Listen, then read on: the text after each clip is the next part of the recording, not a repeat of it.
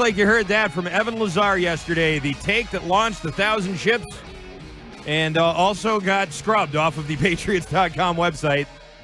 A lot of scrubbing going on all over the place, not just there, maybe a little bit right in here.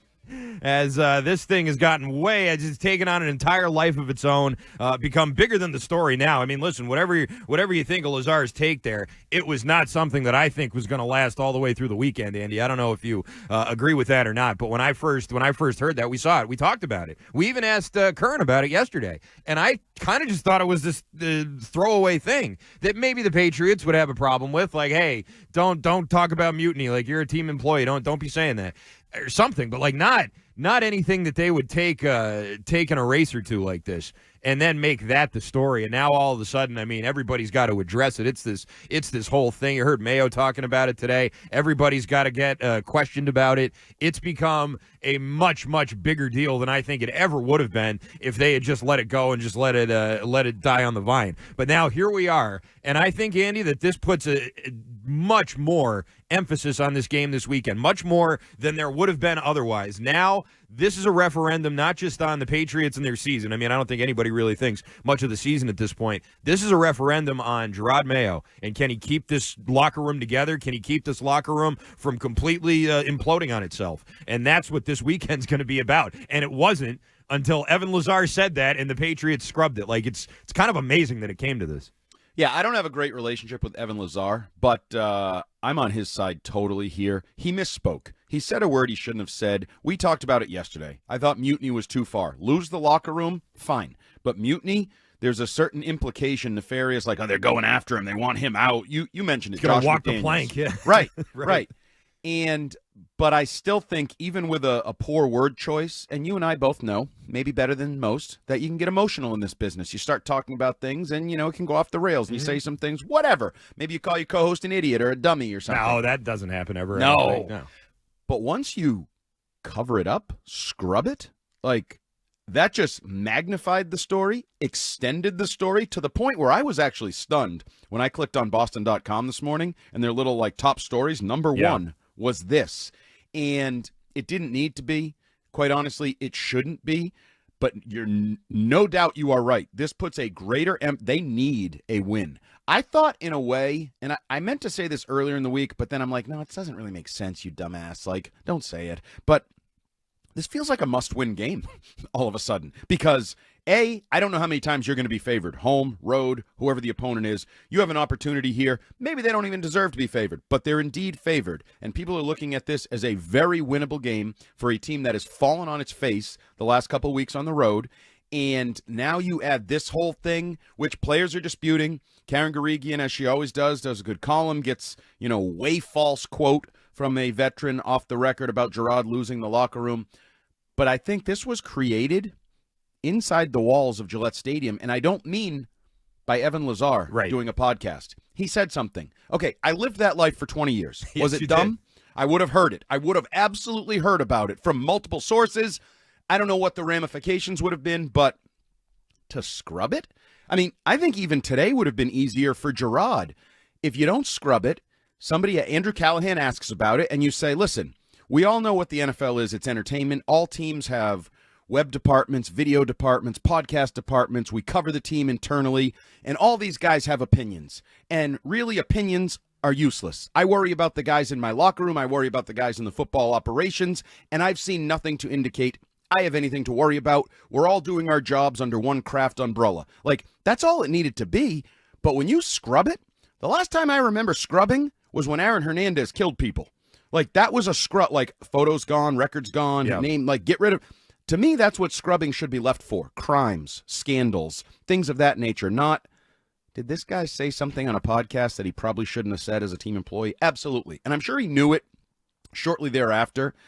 But when you scrub it, you magnify it. And the cover-up is always worse than the crime. And now it feels, I didn't think there was a crime until I heard the cover-up. And then I'm like, you guys really seem to be protesting this quite a bit here. Is there more here than I originally thought there was? If hot takes are a crime, then we're in trouble. I'd say. Like, that's kind of our business. Then arrest me now. And that was Lazar. I mean, listen, it was a hot take by Lazar. A mutiny in the locker room 4 weeks in. That's a hot take. I heard that, and we talked about it, and it seemed like a pretty big statement to make. Now, that's one guy's opinion. There's other people in the locker room. I hadn't heard a lot of other people saying that. And there's other people around there, other people who work for the Patriots and other people who work for other places and other outlets who are in the locker room and were there at the end of that Niners game and probably were witness to all that same frustration. I think it's important to make a distinction here, and you were just doing it a little bit about a mutiny versus being frustrated after a loss. It wasn't just we lost and we're frustrated. Like, it was something more than that. If it was less than a mutiny, it was something more than that at least, right? Well, but a mutiny, again, I think it's like premeditated murder, not manslaughter. Like, you could kill this team from the inside by the locker room. Yeah. There's no doubt in my mind that this team could fracture.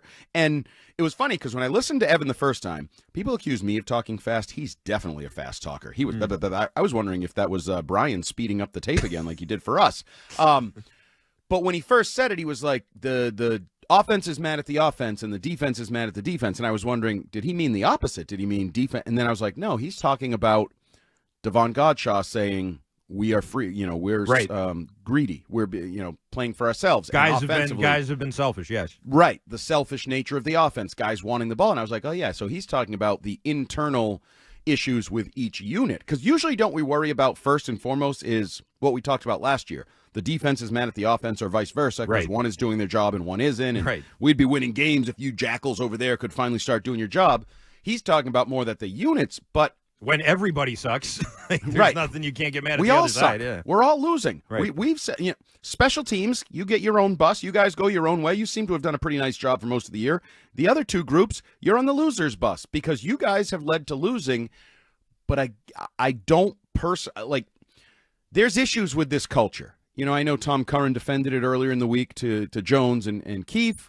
The culture is finding its way. And I saw somebody on Twitter, and I'd like to credit them, but I can't remember who it was. So you were right, and you had a good point.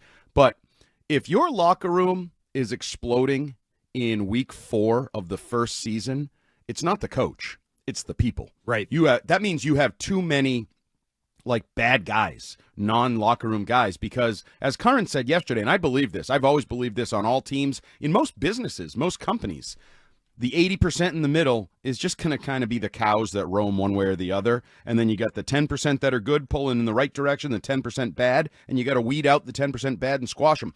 But if you're falling apart in week 4, after, by the way, you Gatorade showered your coach in week 1. Right. So it's really only 3 weeks later, and one of those was a winnable game. So really 2 weeks, 10 days, you're falling apart, then you didn't create the roster, the culture, or the leadership crew or anything like that you thought you did, because that's really bad and really fast. Yeah, it's very, very fast. It's a very quick drop-off. And it's funny, too, because usually when there's problems in a locker room, it's some guy's holding out and he's not getting paid or, something like that. There's none of that here. Everybody got paid. No one's waiting on some big contract and holding out and ruining it for everybody. Judon did for maybe a little bit, and they shipped his ass out of here. Now, that's not happening right now. You have a bunch of guys who are all paid and in some cases right now, feel like they're stealing money a little bit with some of the performances you're seeing from these guys who got extended. But either way, that's not the case here. You're just looking at plain old frustration from a dysfunctional team that can't really get it together on either side of the ball, except special teams. Special teams, they're killing it. Other than that, though, it has been a mess. Gerard Mayo, you mentioned this. He was asked about it today, and this was his reaction to the questions about the mutiny. No, look, my focus is definitely on the Dolphins, 100%, and the guys in the locker room. So I haven't heard that, and I mean, that's journalism for you. I'm not sure. But it's from the team, so I wanted to check with another team employee here. No, like I said, I haven't heard that, and try not to pay attention to that stuff. So you got to ask him. Does it feel like there's frustration in the locker room? I mean, it's always frustrating when you're not winning. The guys put a lot of work in, and everyone wants to try to find a solution right now while we're going through this transition. So, people are definitely frustrated, and that's a normal human response.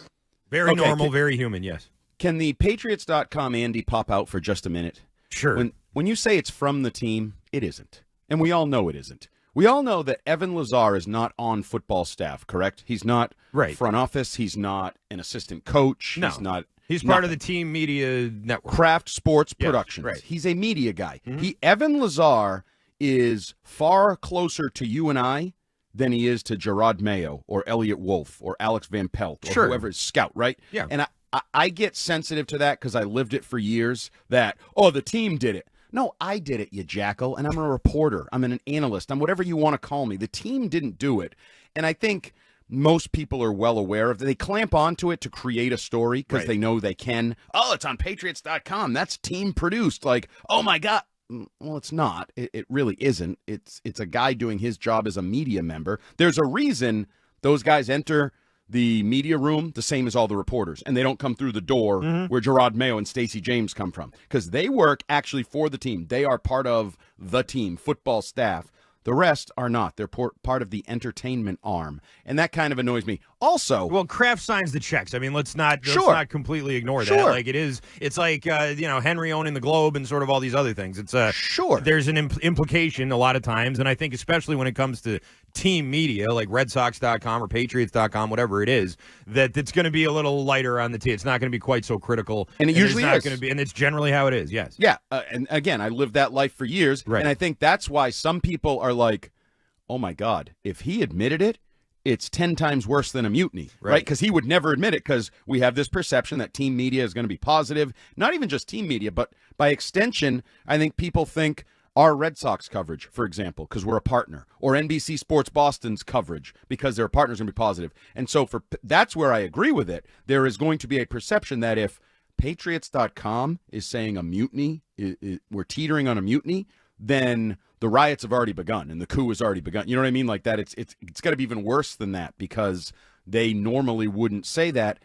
But again, I think you have to go back to, had it not been scrubbed, had it not been removed, I think most people, because that's the other thing. So why did they scrub it then? Why did they feel, the people there, you know how they think. Why did they think that was such a bad thing?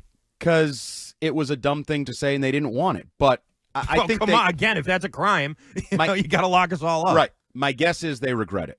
My guess is they regret the that step, too, yeah. That they wish they could go back, because the other reality is it's out there. As that clip from their last scandal, the damage is done, my friend. Like, it's already out there. In this day and age, everybody has a recording, a screen capture. You can't scrub anything from the internet. It exists forever. So the reality, though, is I do think at the core, this team is teetering. I won't say mutiny, but I think it's teetering on falling apart, teetering on being much uglier than you would have possibly ever dreamed when that Gatorade was being dumped on Gerard Mayo a month ago, right? Like, I thought 0-17 was in play, and then I had to acknowledge the victory on week 1.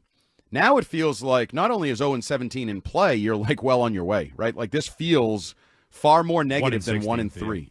No. I feel like 0-17 somehow is on the horizon, even though it's not possible. Even though it's not physically possible. You won a game, it doesn't feel like they won a game. They're teetering. They're teetering on something, and they feel it inside, and I think that's why they scrubbed it, because they do know it's such a critical juncture early in Gerard Mayo's tenure, and the culture and all of these things they've talked about is being questioned really, really quickly. It didn't go this bad for Matt Patricia in Detroit this quickly. It didn't go this bad for Joe Judge in New York this quickly. Didn't go this bad for Josh McDaniels. Well, kind of Denver went pretty bad. But he won Denver, the they won it first, yeah. They went like 7-0 or something to start the year. But wasn't that after he had the disputes with Brandon Marshall and Jay Cutler? Got rid of them. But then it looked like it was working, so. Yeah, it kind of went bad, and then he salvaged. Yeah, and then it went really. But this is worse than we've seen of any other Belichick offshoots. Yeah, branches. True. None of those other guys had to replace Belichick, though. They didn't have to come in for him. So I think that may have something to do with it. But really, I mean, listen, you're talking about a bunch of guys, and this was always the criticism about all the Belichick disciples, that they go off to their new jobs and they try and act like Bill, and they didn't have any of the credentials to do it, didn't have the resume to do it, didn't have the aura to act like that, and the teams would tune them out. Mayo's not doing that. Mayo's doing the opposite of that, and it's going even worse. Yeah, you're right. I mean, like, we're only a month into this, and listen, I don't know for sure that the locker room here is worse than Patricia's locker room was in Detroit or any of the other ones you just mentioned, because I wasn't there and I don't know. And I know that none of those guys were super popular. I know that they all, I think, rubbed a lot of people the wrong way pretty quickly. And that's just, based on reporting that came out, and some of it's probably exaggerated after the fact. But it's worth pointing out again, That is not what Gerard Mayo did here. Gerard Mayo didn't come in here and try to be Bill. He came in and tried to be the anti-Bill and do things considerably differently, and sometimes I think purposefully differently than Bill would ever think to do him. And yeah, it's so far not going well. But really, what's not going well is the team sucks.